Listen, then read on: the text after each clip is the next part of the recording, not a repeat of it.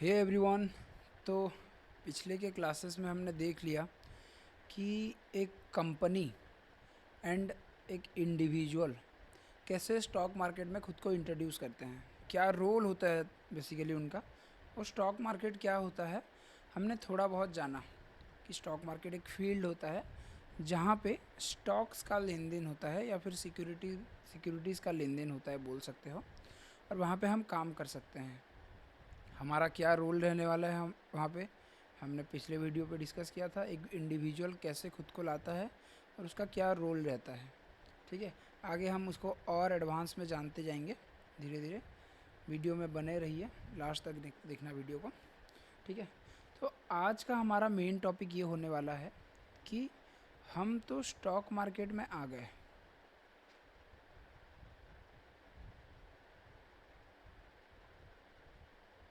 Stock market में आ गए, हमारे अलावा और कौन कौन लोग हैं जो इस मार्केट में हैं। जैसे मैं अगर किसी सब्जी मार्केट में जा रहा हूँ तो मैं वो अकेला इंसान नहीं होऊंगा जो कि वो मार्केट में गया है वो सब्जी लेने या फिर सब्जी खरीदने या फिर बेचने, कुछ भी बोल सकते हो। तो मेरे अलावा और कौन कौन लोग ऐसे हैं जो इस मार्केट में आए हैं काम करने, जो कि मेरे कॉम्पिटिटर हैं बोल सकते हो, मेरे साथ पार्टिसिपेट करेंगे। ठीक है, मेरे कॉम्पिटिटर बोल सकते हो, मेरे ओपोनेंट्स बोल सकते हो, कुछ भी बोल सकते हो। यह स्टॉक मार्केट। ठीक है, मैं यहाँ पे पहुँच गया।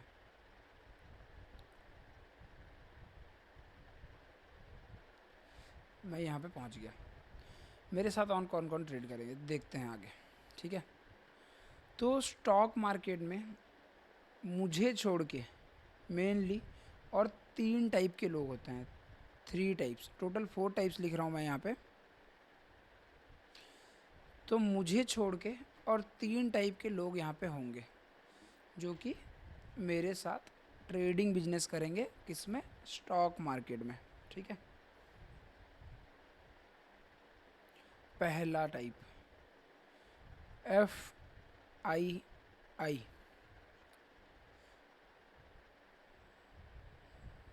Foreign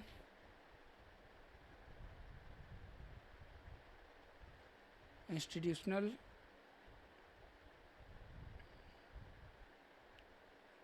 investor.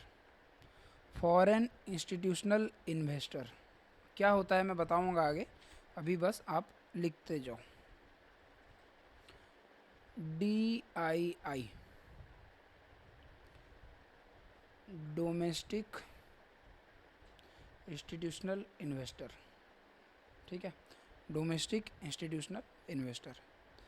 तीसरा होता है HNI,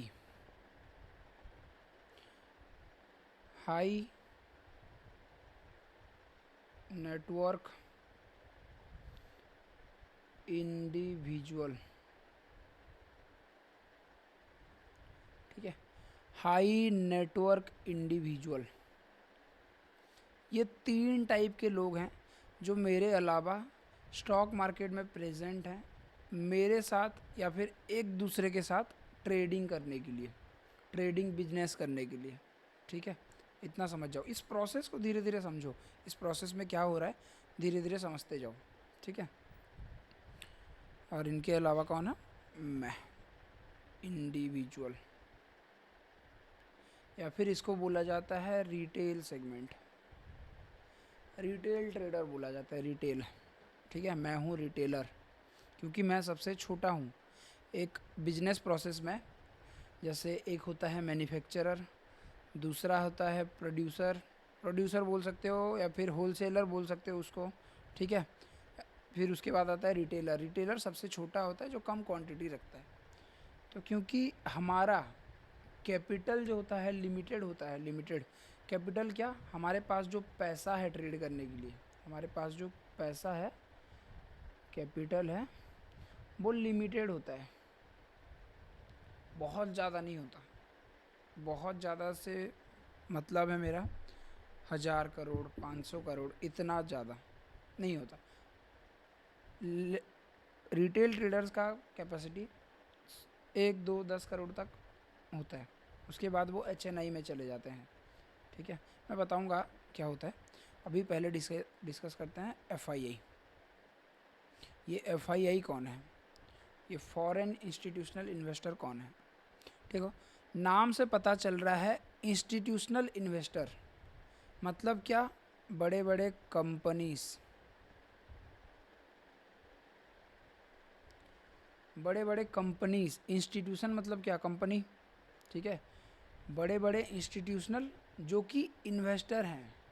ठीक है, अगर आप फाइनेंस बैकग्राउंड से बिलोंग करते हो तो आपको ये पता होगा कि एक बिजनेस और एक बिजनेसमैन दोनों अलग अलग होते हैं, दोनों एक नहीं होता।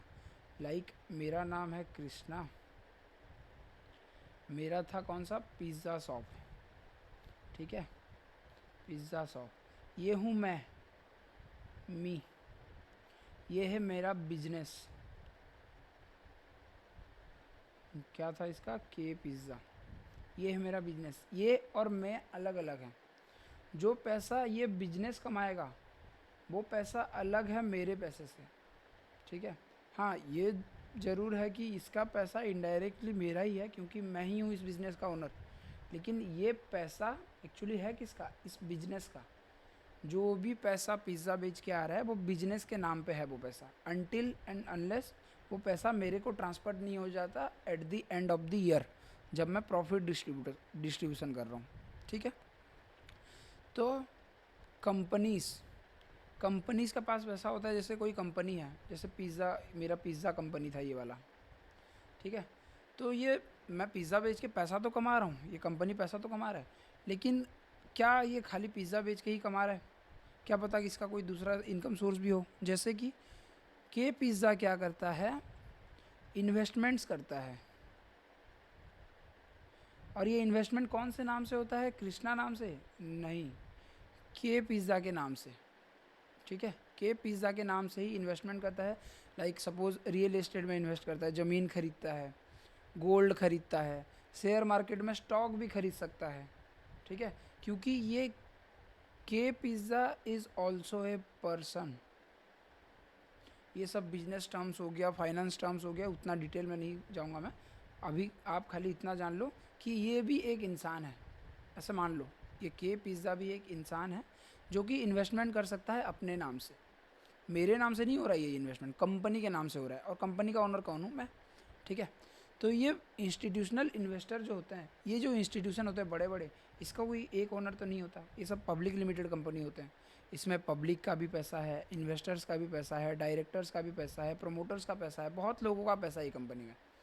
इसीलिए ये कंपनी के थ्रू इन्वेस्टमेंट किए, मतलब ये इनडायरेक्टली ये सब किसी का इन्वेस्टमेंट लगा हुआ है स्टॉक मार्केट में। ठीक है, फॉरेन, फॉरेन मतलब क्या? बाहर के देश के कंपनीज, मतलब बाहर का देश। ठीक है, फॉरेन इंस्टीट्यूशनल इन्वेस्टर मतलब क्या? बाहर के देश के बड़े बड़े कंपनीज जो कि इन्वेस्टर हैं कहाँ पे? इंडियन स्टॉक मार्केट में, इंडियन स्टॉक मार्केट। ठीक है, फॉरेन के बड़े बड़े कंपनीज जो कि आते हैं Indian stock market as an investor, उनको बोला गया FII। This is a category. अब इसके एग्जांपल, इसका एग्जांपल, एक एग्जांपल का बात करूँ मैं, ब्लैक रॉक। मैं इसी का एग्जांपल क्यों दिया? बहुत सारे लोगों को इसका नाम पता है, ब्लैक रॉक, लेकिन इसका काम क्या है एक्चुअली बहुत सारे लोगों को नहीं पता। जिनको भी पता है ये ब्लैक रॉक कंपनी के बारे में, नाम सुने हो, उनमें से आधे से ज़्यादा लोगों को ये पता नहीं है कि ये कंपनी एक्चुअली में करता क्या है। जाओ गूगल करो, थोड़ा रिसर्च करो। ये एक कंपनी है, फॉरेन बेस्ड कंपनी है जो कि इंडियन स्टॉक मार्केट में भी इन्वेस्ट करता है अपने कंपनी के नाम से। ठीक है, इसको बोला गया FII। ऐसे करके बहुत कंपनीज हैं। ठीक है, ये पहला गया FII। दूसरा कौन है? DII। DII क्या? Domestic institutional investor. नाम से पता चल गया, इंस्टीट्यूशनल इन्वेस्टर वही बड़े बड़े कंपनीज जो कि इन्वेस्टर हैं, लेकिन कौन? डोमेस्टिक। डोमेस्टिक मतलब इंडिया के, इंडिया के कंपनीज, जो इंडियन कंपनीज हैं, वो अगर स्टॉक मार्केट में इन्वेस्ट करते हैं एज एन इन्वेस्टर, तो उनको बोला जाता है DII, डोमेस्टिक इंस्टीट्यूशनल इन्वेस्टर। इसको मैं ज़्यादा एक्सप्लेन नहीं करूँगा क्योंकि इससे पहले FII कर चुका हूँ एक्सप्लेन। तो DII का मतलब वही है, जो FII है वही DII है, फ़र्क बस इतना है, FII फॉरेन की कंपनीज़ हैं, DII इंडियन कंपनीज़ हैं, ठीक है। तीसरा सेगमेंट है हमारा HNI। HNI का फुल फॉर्म क्या होता है? हाई नेटवर्क इंडिविजुअल, बता दिया था पहले, इससे पहले शायद। इंडिविजुअल,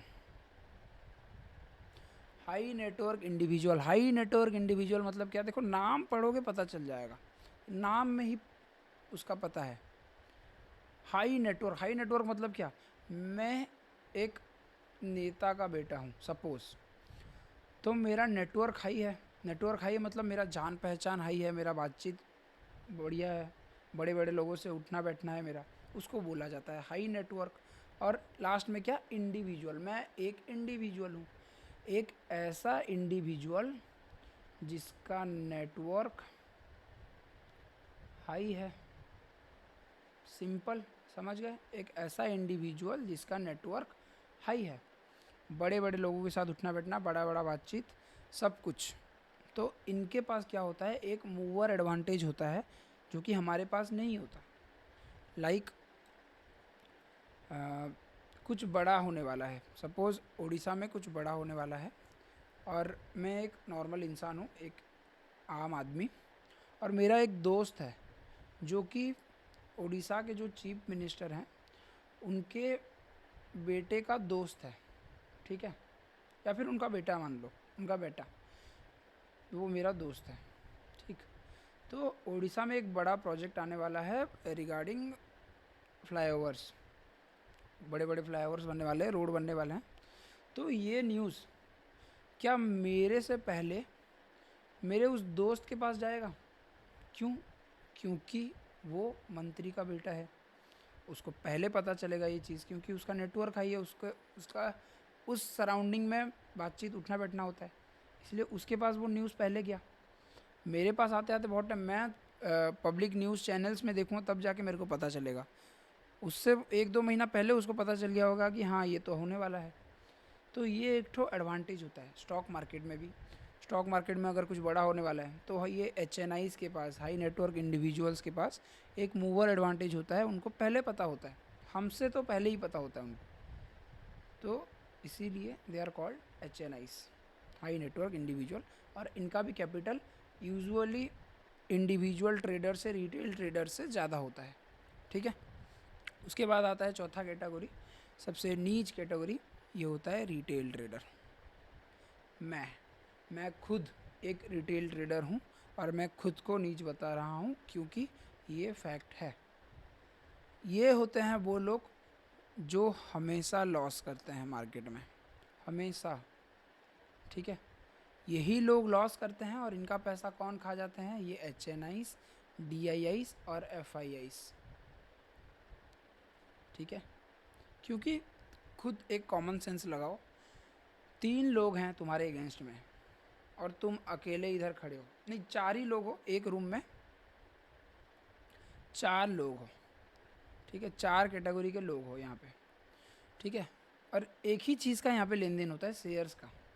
वही शेयर आप भी खरीदते हो, वो भी खरीदते हैं, वही शेयर आप भी बेचते हो, वो भी बेचते हैं, ठीक है। ये चीज़ चलता है सप्लाई एंड डिमांड पे। सप्लाई एंड डिमांड क्या होता है हम आगे आने वाले क्लासेस में बात करेंगे, ठीक है। तो आप एक नॉर्मल आदमी हो जिसके पास सब 5 करोड़ रुपया, 5 करोड़ रुपया, ठीक है, 5 करोड़ रुपया आपके पास, और बाकी जो 3 है उनका कैपिटल चालू होता है 100 करोड़ से, 100 करोड़ से लाख करोड़ तक, 1 लाख करोड़, कुछ भी हो सकता है वो फिगर, कुछ भी, ठीक है। तो उनका कैपिटल ये है। पहला बात तो हो गया ये कैपिटल का, ठीक है, पहला बात हो गया कैपिटल का। तो दूसरा बात क्या है, इनका जो नेटवर्क है, एक कंपनी, एक मल्टीनेशनल कंपनी, एक बड़ा कंपनी, एक इंस्टीट्यूशन, उसके पास जो डेटा होगा और आपके पास जो डेटा होगा, क्या उसमें फ़र्क नहीं होगा?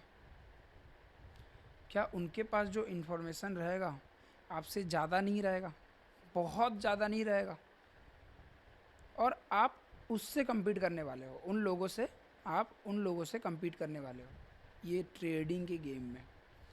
आप उनको बीट करके, उनसे सस्ता दाम में माल उठा के उन्हीं को महंगे दाम में बेच सकते हो सामान।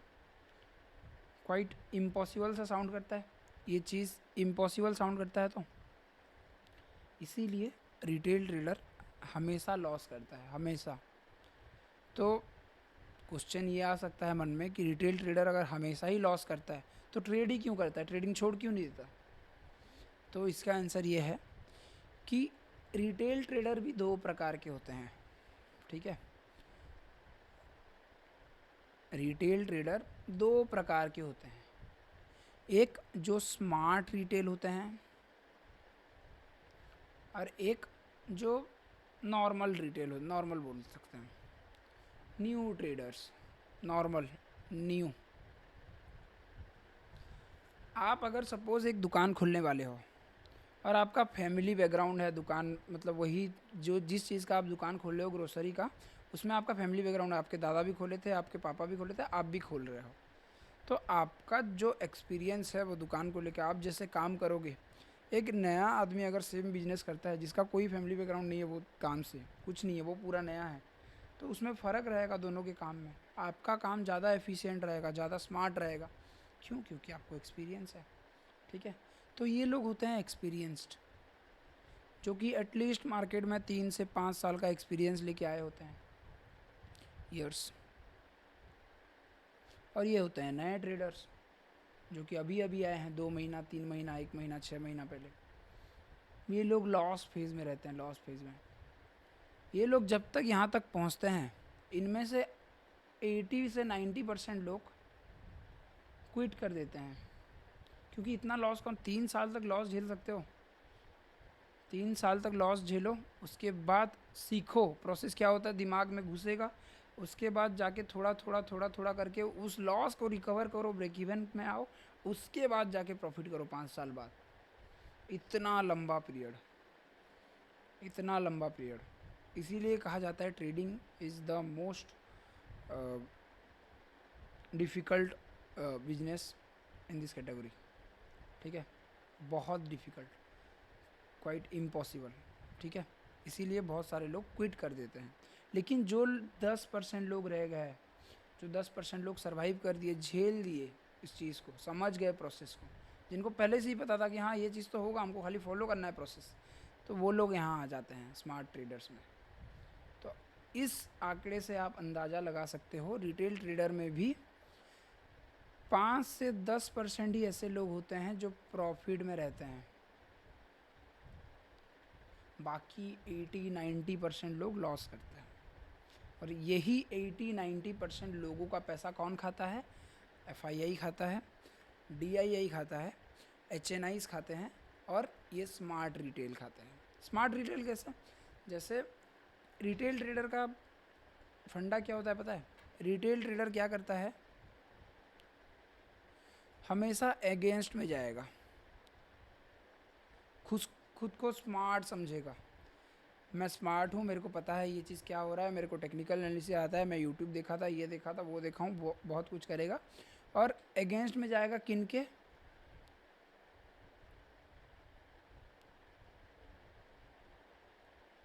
इनके।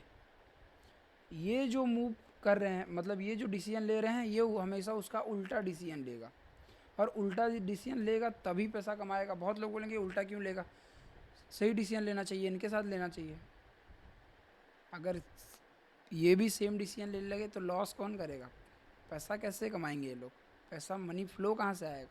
तो ये लोग ऐसे सिचुएशन ही क्रिएट करेंगे जिससे कि रिटेल ट्रेडर अगेंस्ट में जाने के लिए मजबूर हो जाएगा।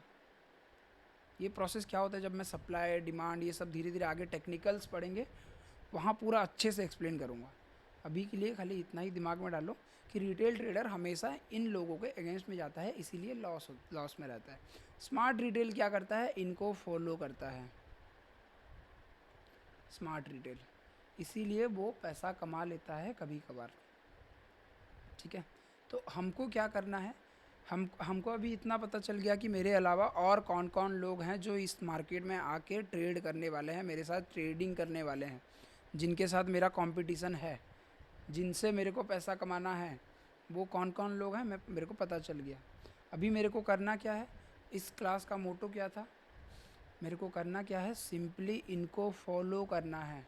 अगर मेरे को पैसा कमाना है तो इनको फॉलो करना सीखना पड़ेगा, और यही चीज़ को सीखने के लिए एक्सपीरियंस चाहिए होता है। किसी को साल भर लगता है, किसी कोई 6 महीना भी सीख जाता है, कोई अगर उतना है उसमें कैपेसिटी 6 महीना भी सीख जाता है, कोई किसी किसी को 3 साल 5 साल भी लगते हैं सीखने के लिए। लेकिन ये प्रोसेस सीखना ज़रूरी है कि इनको फॉलो कैसे किया जाए, ये चीज़ एक्सपीरियंस से ही आता है। ठीक है, तो हमको इनको फॉलो करना सीखना है, हमको स्मार्ट रिटेल में घुसना है। हम अभी नॉर्मल रिटेल में हैं, ज़रूर हैं नॉर्मल रिटेल में, लेकिन एक ना एक दिन हमको स्मार्ट रिटेल में घुसना है। यही मोटिव के साथ हम ये वीडियो देख रहे हैं, हम ट्रेडिंग चालू किए हैं, और हम आगे भी इसको कंटिन्यू करेंगे। ठीक है, तो आज की क्लास में इतना ही था। FIIs, DIIs, HNIs और रिटेल ट्रेडर, ये हो गए मार्केट पार्टिसिपेंट्स।